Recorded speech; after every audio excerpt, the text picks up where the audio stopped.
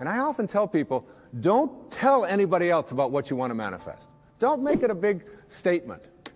Instead, keep it to yourself. And they say, why do you want to say that? I say, because the minute that you do, you invoke ego. And in quantum physics, there's a simple line. It says, particles themselves are not responsible for their own creation.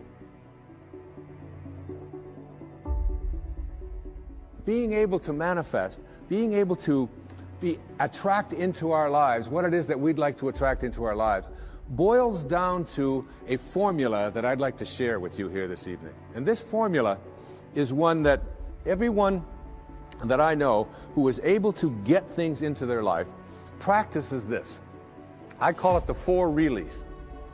All right?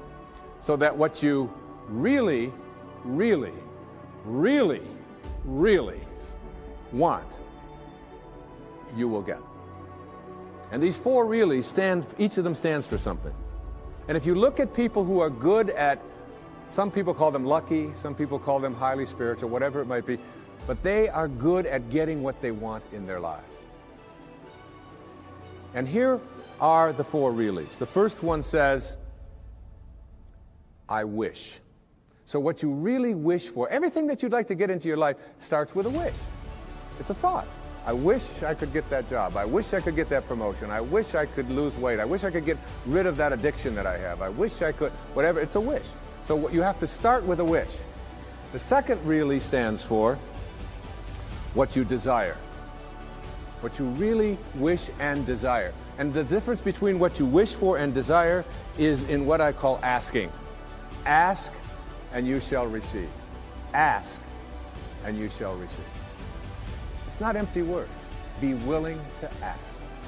When I get stuck sometimes writing and I'm just not quite sure where to go or whatever, I just leave the typewriter or I leave the yellow pad that I'm writing on. I walk over to the couch and I get into a meditation and I say, I would like some help in having this become clearer as to how to express it.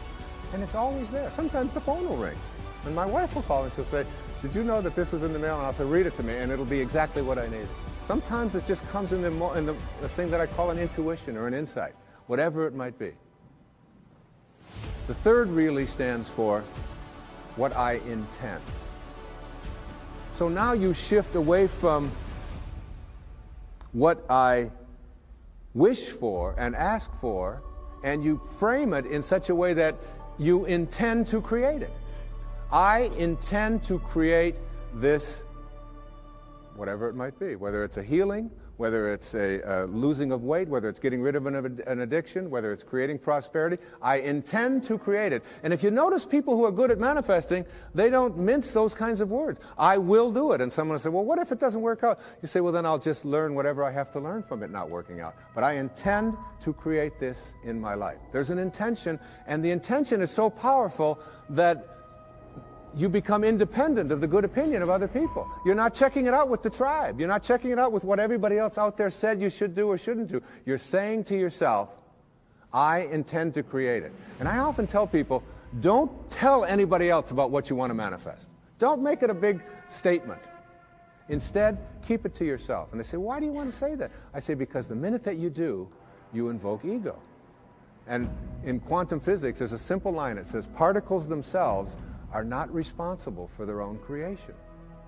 And once you invoke ego, you have to defend it, you have to explain it, you have to get the tribe involved in it, and before long, you've lost the capacity to manifest. It's a spiritual journey. Inspiration, in spirit. When you're inspired, in spirit. The fourth really stands for passion. Passion. That is, I am absolutely passionate about it, and I intend to create it with that love. One of the great books that one of my teachers sent to me from ancient India, written like 3,000 years ago, has a line in it that says, to attempt to manifest what you want without passion is like dressing up a corpse. So you take this corpse, and you put a tuxedo on it, and you dress it all up, and you put all the makeup on it, and you take it out into the world, and you say, now, see what you can get for me. But basically, it's dead inside. And if it's dead inside, that is, if it lacks passion, if you lack passion, you're not going to be able to attract it into your life.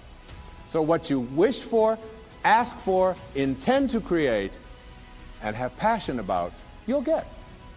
You'll get it.